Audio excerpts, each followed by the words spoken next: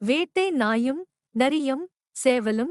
ஒரு கிராமத்துல ஒரு வேட்டை நாயும் சேவலும் நண்பர்களா இருந்தாங்க. அவங்க ஒரு நாள் உலகத்த சுத்தி பார்க்க நினைச்சாங்க. அதனால எல்லா நாடுகளுக்கும் நடந்தே போகணும்னு முடிவு செஞ்சாங்க. பக்கத்து ஊருக்கு போக காட்டு வழியா நடந்து போறப்ப ரொம்ப இருட்டிடுச்சு.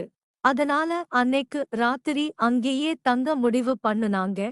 தூங்கும்போது காட்டு விலங்குகள் கிட்ட இருந்து தங்களை பாதுகாத்திக்கிட ஒரு நல்ல இடத்த தேடினாங்க அவங்க 2 பேரும். அப்பத்தான் ஒரு பெரிய மரம் அவங்க கண்ணுல பட்டுச்சு. அந்த மரத்துல இருக்குற கிளை சேவலுக்கு பாதுகாப்பாவும், அதே நேரத்துல நாய்க்கு பாதுகாப்பா மரத்துக்கு பின்னாடி ஒரு பொந்தும் இருந்துச்சு.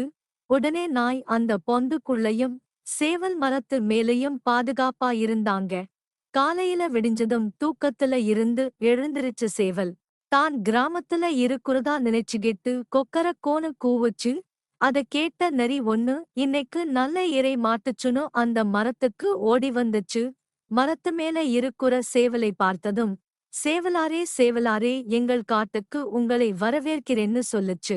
உங்கள் வரவு நல்வரவாக இருக்கட்டும்னு அந்த சேவலை வரவேத்துச்சு. தொடர்ந்து சொல்லுச்சு, கீழ இறங்கி வாங்க, நாம நண்பர்களா இருக்கலாம்னும் சொல்லுச்சு. அத கேட்ட சேவல் உஷாராகிடுச்சு. முகஸ்துதி செய்யுற நரிக்கு தக்க பாடம் சொல்லணும்னு நினைச்சுச்சு. உடனே என்னால கீழ வர முடியாது. ஆனா நீங்க மேல வர சுலபமான வழி மரத்துக்கு பின்னாடி இருக்குன்னு சொல்லுச்சு. உடனே பின்னாடி வழியா மேல போகலாம்னு ஆசையோட நரி மரத்துக்கு பின்னாடி போச்சு. அந்த பேச்சு எல்லாம் அமைதியா கேட்டுக்கிட்டு இருந்துச்சு வேட்டை நாய். அடடா, இந்த நரி நம்ம சேவல் நண்பரே திங்க போகுதுன்னு பயந்துச்சு. கடைசியா சேவல் நரிய பின்னாடி வரச் சொன்னதும் நாய்க்கு புரிஞ்சி போச்சு.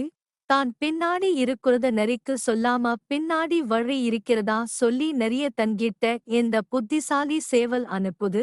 சரியா நரி கிட்ட வந்ததும் அத அடிக்க காத்துக்கிட்டு இருந்துச்சு வேட்டை நாய்.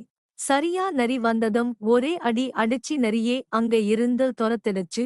புத்திசாலியா இருந்தா தங்களுக்கு வர்ற எல்லா ஆபத்துகளையும் தவிர்க்கலாம்னு தெரிஞ்சி வச்சிருந்த சேவலும் வேட்டை நாயும் ஒன்னுக்கு ஒன்னு துணையா எல்லா ஊர்களையும் சுத்தி பார்த்து சந்தோஷப்பட்டுச்சுங்க. இக்கதையின் நீதி: முகஸ்துதி செய்பவர்களை நம்பக் கூடாது. நாளைக்கு பார்க்கலாம் குட்டீஸ்.